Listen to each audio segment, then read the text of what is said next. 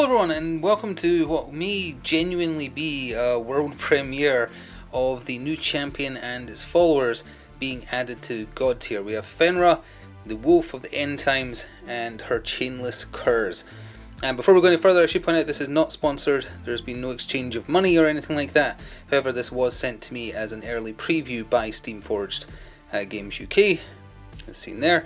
So this was given just for the purposes of making this video and ahead of its release. It's due for release on the 27th of April, I believe, but we're getting an early look at it here. And if you also happen to be going to Adepticon in the coming weekend, then you'll be able to see Fenra there as well. I don't know if they're doing test games or not, but you'll at least be able to see her and maybe learn a bit about her ahead of being able to buy her. You can pre-order now. You can pre-order via Steamforge's website directly, and third-party retailers have it for pre-order as well. I took a look to make sure, but today we're just going to take a quick look at everything you get in the box, and then I'm going to try and get these painted up so we can play a game with them quite soon as well. I genuinely haven't opened it yet, so I do not know what her stats are. We can quickly turn it over here and see the painted artwork with a little bit of information.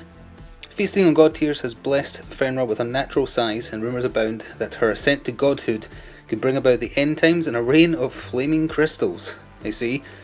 No wolf is complete without her pack. Fenra's piercing howls summon a snarling pack of chainless curs, the cunning gnolls who hunt down and surround any who escape her razor-sharp wrath. So she is in the yellow box and plastic and whatnot, which means she's a Maelstrom champion, so she focuses on taking out the followers of other champions. And with that, we'll crack it open, take a look. Alright, box lid came off easy enough. We'll just put that up there for now. And then inside we have Fenra herself, we have her totem, and then we have 4 of her gnoll friends. I mean, of course we have her cards over here as well. We're going to start by looking at the miniatures though, and let's start with the main event right here, which is Fenra herself. Strong Okami energy. Let's just zoom in right here, give it a moment to refocus. I believe so, there we go. Again, comes pre-assembled if you aren't familiar with Godtear. You can paint them, or if you leave them, they're color coded to their class type, which makes it easy to read on the battlefield. Lots of detail, very flame-like.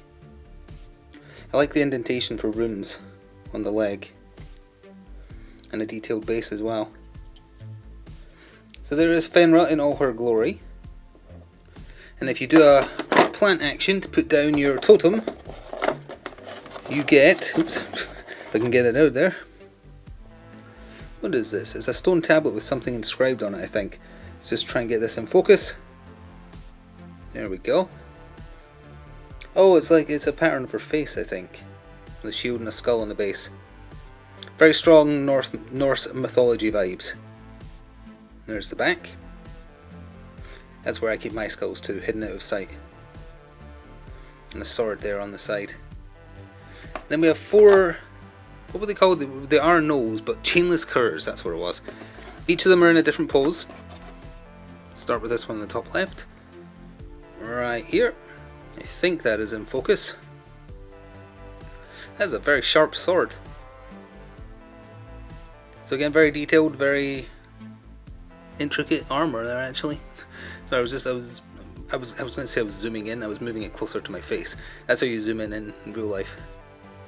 And again, very detailed base as well, which is a bit different actually. Some of the older releases for the game are just flat bases, but these ones have actual textured ones. And bottom left, he's kind of holding a, that's not an axe, what are those called again? It's a special type of axe that when they look like that. I don't remember offhand. Oh, that's going to bother me. That type of axe has a specific name. I don't know what it is, but it does. So I guess they're just standing on rubble and whatnot. Maybe they're from a mountainous region. Could probably add snow, maybe just like a little dusting of snow if you want to paint them. That is. That's probably what I'll do. This one has a wrist blade and a sword. See here. There we go. Again, lots of detail on the armor in there. I think there's mushrooms there on the base. I'm not quite sure, like right there. Yeah, there we go. And then one more. He's looking ready to fight. He's hunched over like a hyena almost. I don't really know what gnolls are. That's not a race I'm familiar with from, you know, fantasy. So maybe they are hyena-like, but that definitely gives hyena vibes to me. He's got a little knife, and he's got his sword on a scabbard on his back there. Very neat. So 4 followers, 1 totem, and then the big bad wolf herself. Get these out of the way, and then I'll take off the wrapping of the stat card so we can take a look at her stats. Alright, so as I undo these to take a look at the stats, I should again reiterate that if you are planning on going to Adepticon, Steamforged has asked me to point out that they are going to have a very large presence there this year. They'll be hard to miss, probably. So we have the base stat card with ultimate and whatnot, and then Fenra's stat card and her chainless curse. And they also asked me to specifically point out that they are planning on having a renewed vigor for Godtear in 2023. The game launched 3 years ago, and you know what else launched 3 years ago? A global pandemic, so it was a little bit unfortunate timing. So they're giving it a solid try again as things recover. So here is Fenra's card. Oh, this is the side that doesn't show the ultimate actually. This just shows her passive. She's a Maelstrom champion, as I said, so she gets extra steps on winning a round for taking out little followers of other champions. Pack Alpha. When Fenra knocks out an enemy follower, move a friendly model within 3 up to 1 hex. Each model may only be moved once per activation using this trait. But on this side, I'm interested. Every champion has an ultimate. Call of the Hunt. Move another model within range up to 3 hexes and it's at range 3. So a range 3 hex move. Another model, it says as well. It doesn't specify her followers. It could be a friendly champion. It could be an enemy champion, because it doesn't specify friendly. So she is about displacement and movement by the looks of things. So a brief distraction from my own dog. Later, we're back and we're looking at the stat cards. I flipped them over because the cards come double-sided because there's 2 phases to the game, plot phase and the clash phase. Plot phase goes first, so it makes more sense to cover the plot phase for each character. So let's see, this is Fenra's plot phase. Movement 1, dodge 5. Only 1 armor, but dodge 5, I don't know if there's anyone else who has dodge 5. 5 health. Bark at the Moon. Followers within range can move 2 hexes, and the range is 2.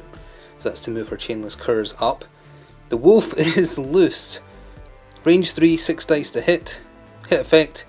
Fenra moves up to 2 hexes towards the target. Yeah, she's about moving in and dictating the momentum of the fight by the sounds of it.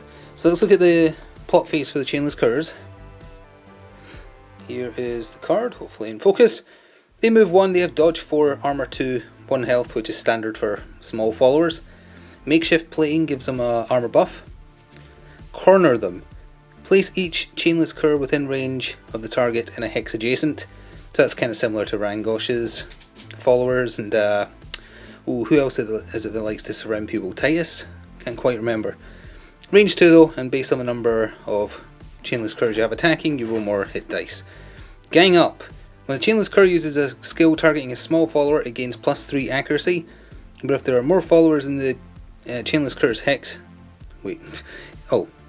If there are more followers in the chainless cur's hex than in the target's hex. Okay, so as long as they outnumber, it applies. Sorry, I misread that on the first attempt. Yeah, so if they outnumber the number of small followers, they get +3 accuracy. They're already rolling quite a few accuracy dice. So that's pretty good. But then we come to the clash phase, which is where the violence happens, for the most part. Fenra's movement goes from 1 to 4. The rest of the stats stay the same as is normal. Feral Bite. Target up to 3 models in a single hex. Range 1, 6 dice accuracy.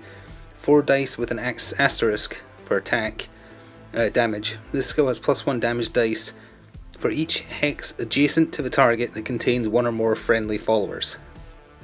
Friendly followers, not chainless curs. So presumably that means allies as well. Shatterstorm. Must target up to 2 followers within range. The range is 2. 5 dice accuracy, 4 dice for damage. +1 damage for each hex adjacent to a target that contains 1 or more friendly followers. Yeah, that's important wording. Friendly follower, not chainless cur. Because I'll have to double check if friendly follower applies to your entire site. It sounds like it might, which is where her bonus damage comes from, so pack mentality and movement control, I guess. And then the chainless curs. Movement 3 in the Clash phase. Snarl, head effect, move each follower model up to 1 hit. Yeah, they're all about movement. Maim and Encircle. Move a Chainless Cur up to 1 hex if you land a hit, and it does roll dice. Up to 5 dice if you're attacking with all 3 of them for both hit and damage. And then Gang Up is exactly the same there as well. So that is what you get in the box for Fenra, Wolf of the End Times, and her Chainless Curs. Maelstrom champion available for Godtear. I think she's the 7th Maelstrom character, 6 or 7. Don't quite remember offhand. There's a lot of champions available. Also, if you are looking to get into Godtear, I imagine they'll have some decent bundles at Adepticon. But if you can't make it to there, like if you're out of the country, somewhere else, when I was looking around to see if people had these available for pre-order, I also found that you can get the starter sets for a really good price. Comes with everything you need to play. In each starter set there's 2 variants, and come with 2 champions and their followers. So worth checking out. The buy-in is very low, and if you like the look of any other champions, you can pick them up in a box like this.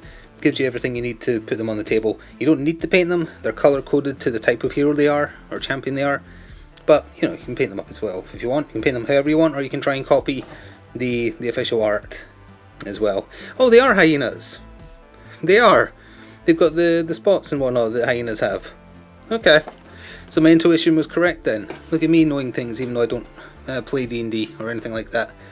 So yeah, that is everything you get. Thank you very much for watching, and thank you for Steamforged for giving me an early copy of Fenra for the purposes of this video. I'm going to try and get them painted up as quickly as possible, and we'll try and see them on the table, see how she performs alongside other champions. But by all means, if you have any questions, put them in the comments. I'll put some kind of relevant link in the description for you to go check out, probably a direct link to our pre-order page on the Steamforged website. But yeah, go check it out if you're interested, and if you're interested in seeing more Godtear in general, hang around. Thank you for watching though, and until next time, ta-ta for now.